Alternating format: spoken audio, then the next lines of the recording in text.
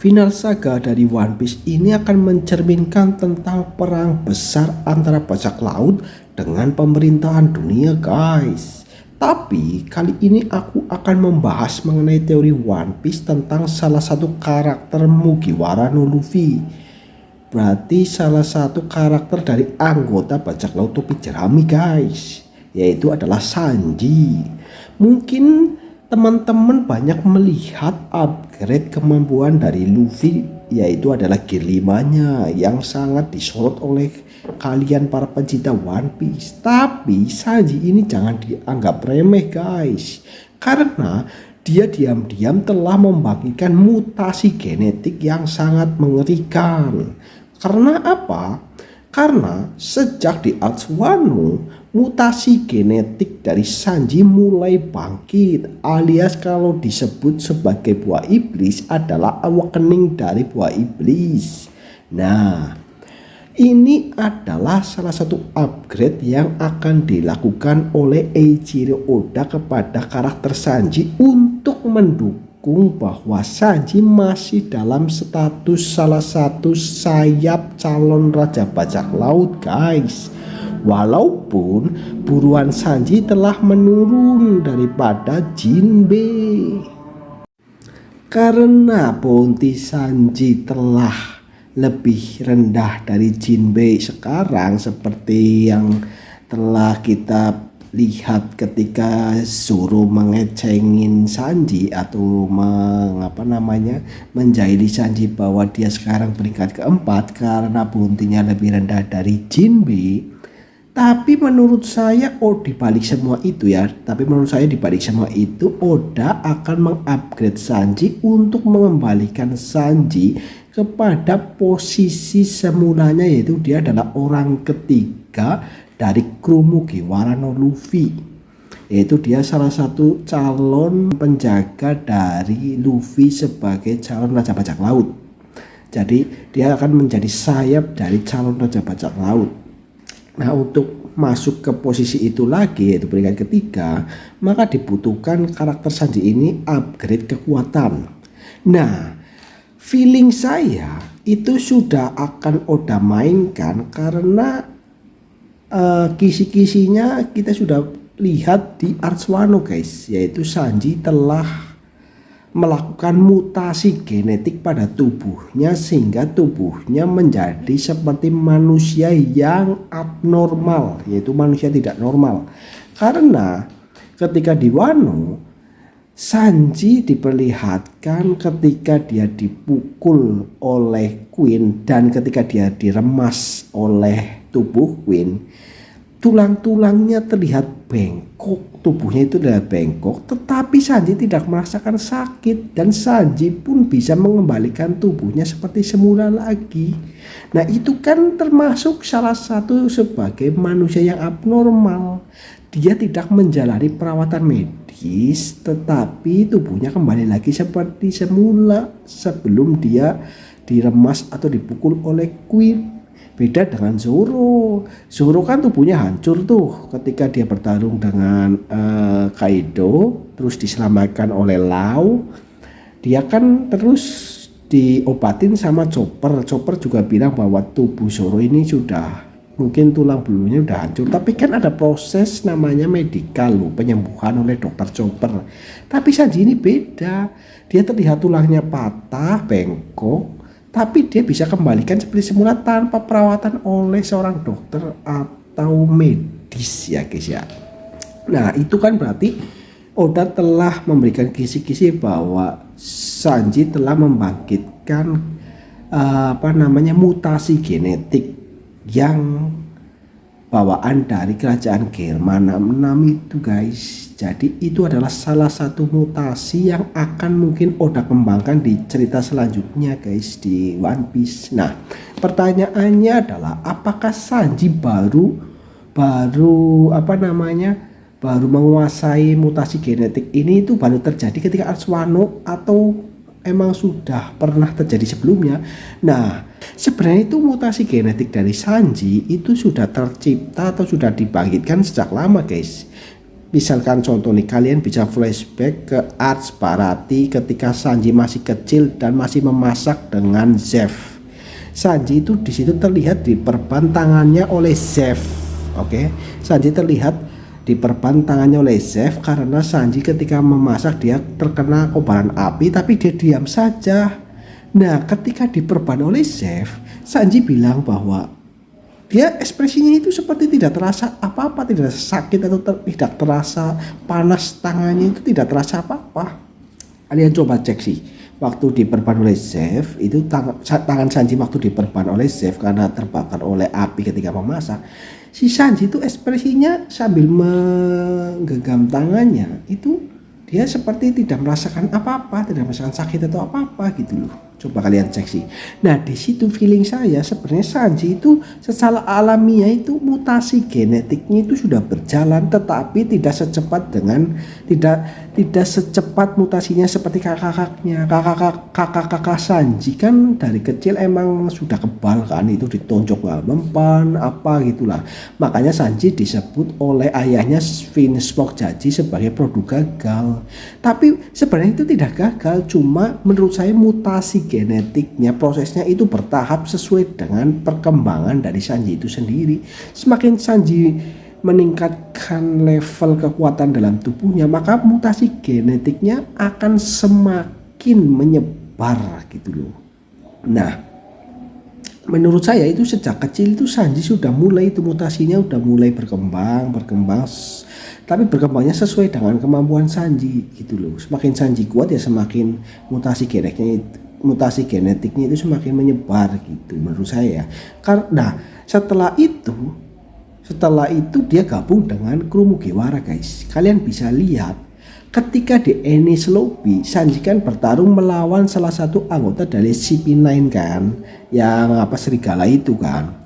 Nah, disitulah juga kita bisa lihat bahwa masa manusia biasa bisa menahan panasnya api di kakinya, itu kan jurus pertama Sanji kan guys. Nah, menurut saya itu mutasi genetiknya mulai berkembang lagi karena Sanji mulai mengupgrade kekuatannya guys, dan itu menghasilkan teknik pertama dari Sanji yang dinamakan Diabel Jambe. Itu sebenarnya mutasi genetik. Masa ya menurut saya ya, seorang manusia biasa nggak mungkin dapat menahan panasnya api di kakinya guys. Itu saja sih, itu sudah menjadi ciri khusus dari mutasi genetik Sanji yang mulai berkembang.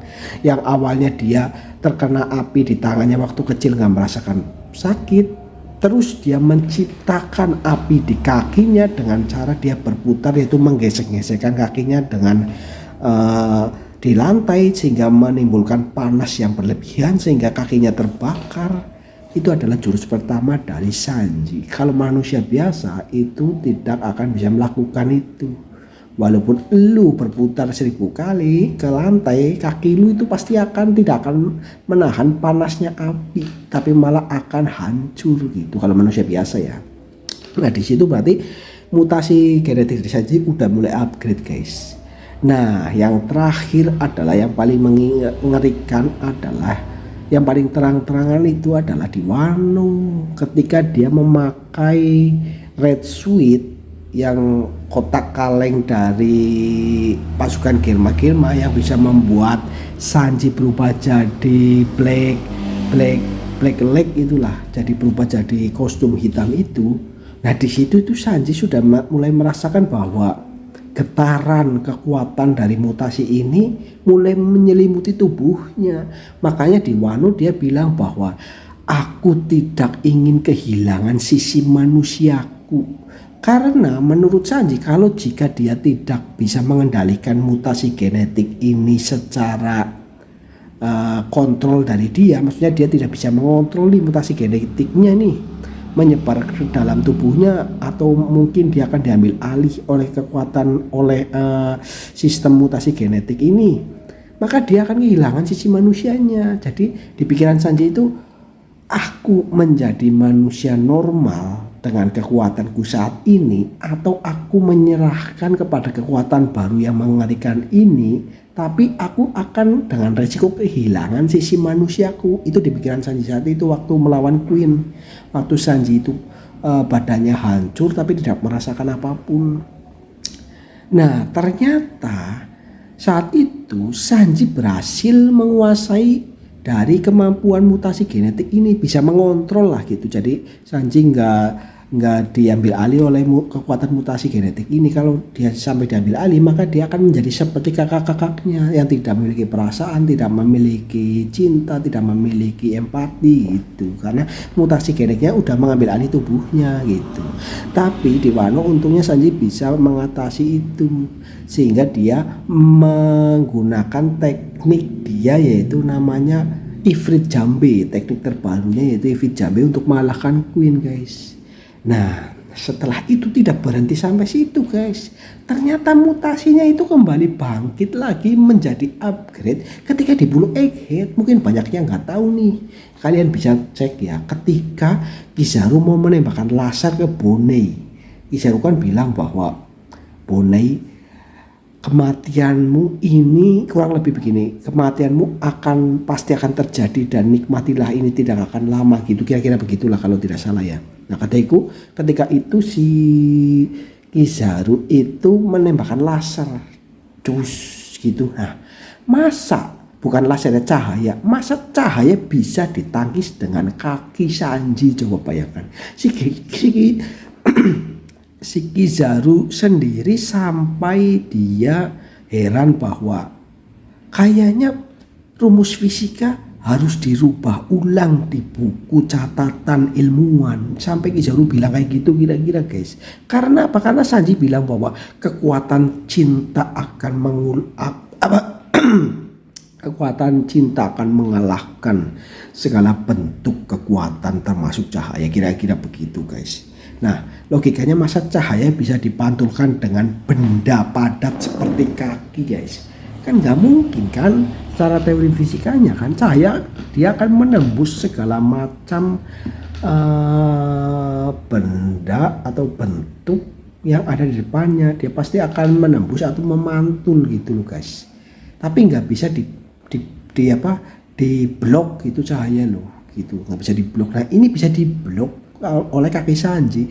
Nah menurut saya itu bukan kekuatan cinta, guys, tapi adalah genetik dari mutasi yang sudah berkembang ke level up karena Sanji memiliki atau mengupgrade kekuatannya saat itu di Egghead, guys, untuk menyelamatkan Bonei. Dia berfokus kepada kakinya sehingga kakinya itu bisa menangkis sebuah kekuatan cahaya, guys, gitu loh. Nah itu berarti sudah mengupgrade tubuh Sanji sudah mengupgrade kekuatan sehingga mutasi genetiknya pun terus berkembang.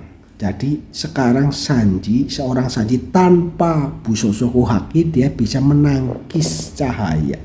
Padahal sekelas Luffy Gear 5 aja dia nggak bisa menangkis cahaya loh. Nah, dengan mempertimbangkan semua kejadian itu, maka saya berpendapat bahwa mutasi dari genetik dari Sanji ini belum selesai sampai dengan saat ini, guys. Itu akan terus berkembang, guys. Nah, mungkin itu akan Oda detailkan pada saga terakhir, guys, yang akan memperlihatkan tentang akhir dari mutasi genetik Sanji hingga mencapai level kekuatan tertingginya, guys. Nah menurut saya nanti di saga terakhir itu Sanji akan full mengendalikan mutasi genetiknya, tapi akan terjadi pada perubahan tubuhnya, guys. Contohnya Sanji akan berubah menjadi, dia kan sebelumnya rambutnya berwarna kuning, guys. Nah dia akan berubah menjadi rambutnya menjadi hitam, guys. Kenapa berubah menjadi hitam? Karena seperti julukannya, guys, Sanji itu dijuluki oleh kerajaan Germa nama itu sebagai Steel Black. Oke, seperti kakak-kakaknya, guys. Jurusnya merah, rambutnya merah. Jurusnya hijau, dia rambutnya hijau. Jurusnya biru, dia rambutnya biru. Tapi kan tampilan Sanji dengan kantong ajaib dari Germa itu kan dia berubah menjadi hitam, guys. Harusnya Sanji pun rambutnya hitam jika mutasi Germa, mutasi genetiknya itu sudah kuat, guys. Oke.